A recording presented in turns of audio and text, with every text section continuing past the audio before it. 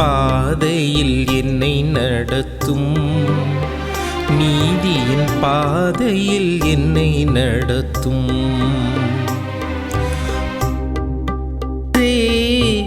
உமது நீதியின் பாதையில் என்னை நடத்தும், நீதியின் பாதையில் என்னை நடத்தும். ஏனெனில் நீர் பொல்லாங்கை பார்த்து மகிழும் இறைவன் இல்லை, உமது முன்னிலையில் தீமைக்கு இடமில்லை.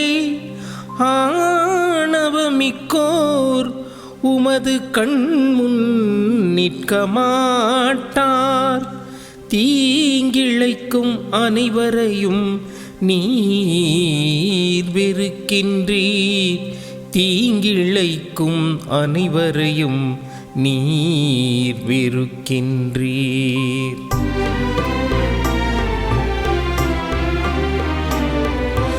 ஆண்டவரே, உமது நீதியின் பாதையில் என்னை நடத்தும், நீதியின் பாதையில் என்னை நடத்தும்.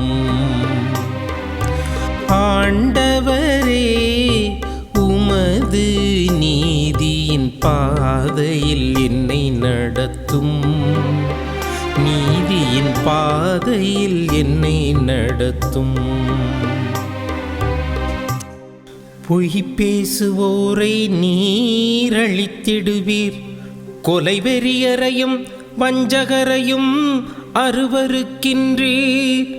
நானோவும் பேரருளால் உமது இல்லம் சென்றிடுவேன், உம் திருத்தூயகத்தை நோக்கி இறையச்சத்துடன் உம்மை பணிந்திடுவேன், இறையச்சத்துடன் உம்மை பணிந்திடுவேன்.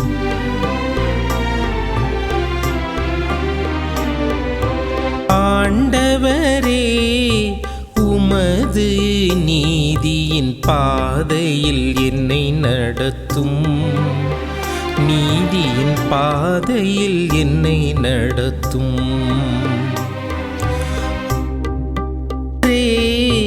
உமது நீதியின் பாதையில் என்னை நடத்தும், நீதியின் பாதையில் என்னை நடத்தும். கிறிஸ்துவுக்குள் பிரியமான சகோதர சகோதரிகளே, மாதா தொலைக்காட்சி நண்பர்களே, தினமொரு திருப்பாடல் நிகழ்வில் இன்றைய நாளிலே தியானிப்பதற்காக திருப்பாடல் எண் 5 நமக்கு கொடுக்கப்பட்டிருக்கிறது. இதனுடைய பல்லவியாக ஆண்டவரே, உமது நீதியின் பாதையில் என்னை நடத்தும் என்று கொடுக்கப்பட்டிருக்கிறது. இந்த திருப்பாடலுடைய ஒட்டுமொத்த கருத்தும் ஒன்றே ஒன்றுதான். ஆண்டவர் தீமையை வெறுக்கின்றார். எனவே ஆண்டவரே, உமது நீதியின் பாதையில் என்னை நடத்துவீராக. இதுதான் இந்த திருப்பாடலிலே நாம் சிந்திக்க வேண்டிய ஒரே ஒரு கருத்து. ஆனால் இந்த கருத்தினை சிந்திப்பதற்கு முன்பாக இந்த திருப்பாடலிலே எதற்காக இந்த திருப்பாடலுடைய ஆசிரியர் இப்படிப்பட்ட ஒரு கருத்தை கொடுத்திருக்கிறார், இதனுடைய பின்னணி என்ன என்பதையும் நாம் மனதில் கொண்டிருந்தால் சிந்திப்பதற்கு, தியானிப்பதற்கு இன்னும் எளிதாக இருக்கும். ஆண்டவருடைய பார்வையிலே இந்த தீமையை பிரியக்கூடிய மக்கள் யார் என்று பார்க்கும் பொழுது, ஆணவமிக்கோர், தீங்கிழைப்போர், பொய் பேசுவோர், கொலைவெறியர், வஞ்சகர் போன்ற எல்லாரையும் தீயவர்கள் என்று இந்த ஆசிரியர் கருதுகிறார். இன்னும் சிறப்பாக, யாரெல்லாம் இறைவனுக்கும் இறைமக்களுக்கும் எதிராக செயல்படுகிறார்களோ அவர்கள் எல்லாருமே இந்த திருப்பாடலுடைய ஆசிரியரை பொறுத்தவரை தீயவர்கள்தான். எனவே கடவுளுக்கும் கடவுளுடைய மக்களுக்கும் யாரெல்லாம் எதிராக செயல்படுகிறார்களோ அவர்கள் எல்லாரையும் தீயவர்கள் என்று அவர் குறிப்பிடுகிறார். இவர்களை ஆண்டவர் அழித்து விடுவார். தக்க காலத்திலே கடவுள் தங்களை நம்பியிருக்கக்கூடிய மக்களுக்கு நீதி வழங்குவார் என்கிற கருத்தைத்தான் இந்த திருப்பாடல் தாங்கி வருகிறது. இந்த பின்னணியோடு இன்றைய நாளுடைய திருப்பாடலை தியானத்திற்கு எடுத்துக்கொள்வோம். கடவுள் தீமையை வெறுக்கின்றார். எனவே ஆண்டவரே, என்னை உமது நீதியின்படி என்னை வழிநடத்தும்.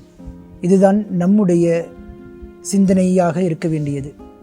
இன்றைய நாளிலே கடவுளை நம்பி வாழக்கூடிய மக்கள், கடவுளுக்கு அஞ்சி வாழக்கூடிய மக்கள், அது கடவுள் மீது இருக்கக்கூடிய பயம் அல்ல, மாறாக கடவுள் மீது கொண்டிருக்கக்கூடிய பக்தி, கடவுளுக்கு கொடுக்கக்கூடிய வணக்கம், கடவுள் மட்டிலே இருக்கக்கூடிய மரியாதை, இதைத்தான் அச்சம் என்று இந்த திருப்பாடலினுடைய ஆசிரியர் விவரிக்கிறார்.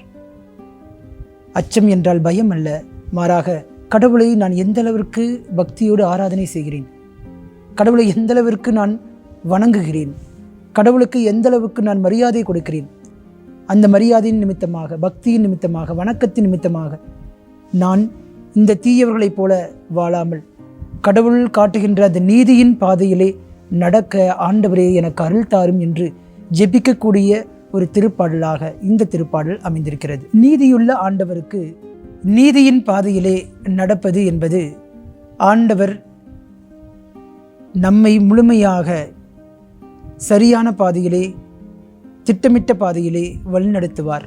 அதற்கு முழுமையாக நாம் ஆண்டவருக்கு நம்மை கையளிக்க வேண்டும். எல்லாவற்றையும் ஆண்டவரே உங்களிடத்திலே விட்டு விடுகிறேன், நீர் ஏற்றுக்கொள்ளுங்கள், நீர் பொறுப்படுத்திக் கொள்ளுங்கள், நீர் காட்டுகின்ற வழியிலே என்னை நடத்துங்கள் என்று சொல்லி ஆண்டவர் மீது முழுமையான நம்பிக்கை கொண்டவர்களாக, நன்மை எது தீமை எது என்பதை தேர்ந்து தெளியக்கூடிய ஆற்றல் கொண்டவர்களாக, கடவுளுடைய மக்களாக நீங்களும் நானும் மாற வேண்டும், வாழ வேண்டும். இதுதான் ஆண்டவர் எதிர்பார்க்கக்கூடிய ஒரு நீதியான வாழ்வு. இன்றைய நாளிலே நாம் இந்த திருப்பாடல் வழியாக நம்முடைய வாழ்க்கையை சுய ஆய்வு செய்து பார்ப்போம். ஆண்டவர் கண்டிக்கக்கூடிய, ஆண்டவர் வெறுக்கக்கூடிய தீயவர்களாக நீங்களும் நானும் வாழ்ந்து கொண்டிருக்கிறோமா? அதாவது ஆணவமிக்கோராக, தீங்கிழைப்போராக, பொய் பேசுபவராக, கொலை வெறியராக, வஞ்சகர்களாக, இன்னும் சிறப்பாக சொல்ல வேண்டும் என்றால் கடவுளுடைய மக்களுக்கு எதிராக செயல்படுபவர்களாக நீங்களும் நானும் வாழ்ந்து கொண்டிருக்கிறோமா?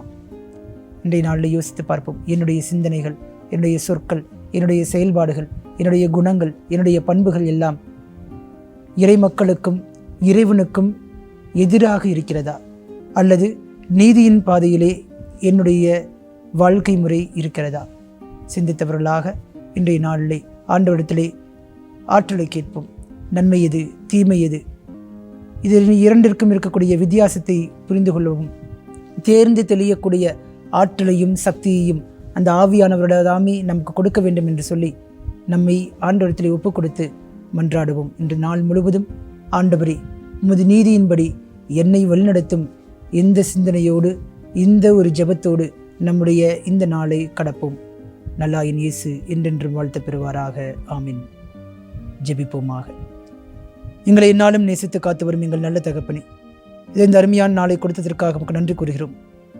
ஆண்டவரே உமது நீதியின் பாதையில் என்னை நடத்தும் என்று சொல்லி இந்த திருப்பாளுடைய ஆசிரியர் உம்மை நோக்கி ஜெபிப்பது போல இன்றைய நாளிலே நாங்களும் உம்மை நோக்கி ஜெபிக்கிறோம். இதோ நீர் நீதியின் ஆண்டவராக இருக்கின்றீர், தீமையை அருவருக்கின்றீர், தீயோரை வெறுக்கின்றீர். இதோ எங்களுடைய செயல்பாடுகளும் கடந்த நாட்களிலே தீமை நிறைந்த செயல்பாடுகளாக இருந்திருக்கிறது. உமக்கும் உம்முடைய மக்களுக்கும் எதிராக நாங்கள் செயல்பட்டிருக்கிறோம். மனித இயல்பினால் பாவம் செய்திருக்கிறோம். எங்களுடைய பாவங்களை மன்னியும், எங்கள் மீது இரக்கமாயிரும். ஆனால் நாங்களும் உமது பிள்ளைகள் என்பதை நாங்கள் உணர்கின்றோம். மனம் வருந்தி மனம் திரும்பி உம்மிடம் சரணடைகின்றோம். நீதியின் பாதையிலே எங்களை நடத்தும். எங்களுடைய சிந்தனைகள், சொற்கள், செயல்பாடுகள் எல்லாம் உமக்கு பிரியமான செயல்பாடுகளாக அமைய எங்களுக்கு ஆற்றல் தாரும். நன்மை எது தீமை எது என்று தேர்ந்து தெளியக்கூடிய சக்தியை தாரும். ஆவியானவரின் வழியாக இந்த நாள் முழுவதும் எங்களை உமது நீதியின் பாதையிலே வழிநடத்தும். ஆமீன்.